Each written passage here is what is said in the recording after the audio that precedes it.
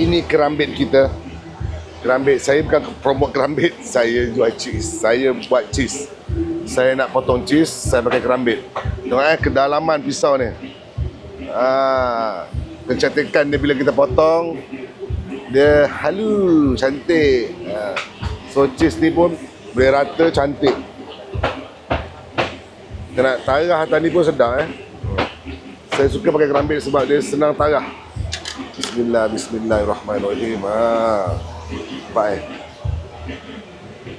ni makan dengan, kita jadikan dia sos balik. Ini kita jadikan sos balik. Yang nak keras-keras ni kita boleh masak dia, kita boleh jadikan dia sos. Nampak ni, dia jadi bentuk macam gini. Nampak? Kerambit cheese. Nama dia kerambit cheese.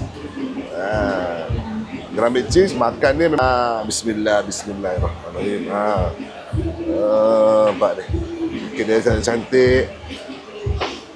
Bila kita fikir macam ni, bila kita siap-siap dia macam ni, kita bakar, dia memang senang hangus. Senang burn.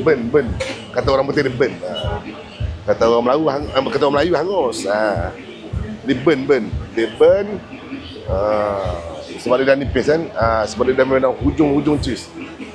Cheese ni boleh pusing-pusing. Kita boleh pusing-pusing sebab kita nak handle cheese ni. Cara kita nak handle dia, cara kita nak masak dia, cara kita nak jaga dia, semua dia cara bang. Bersih tu penting bang. Bersih tu penting. Kena bersih selalu. Lepas guna kena kikis.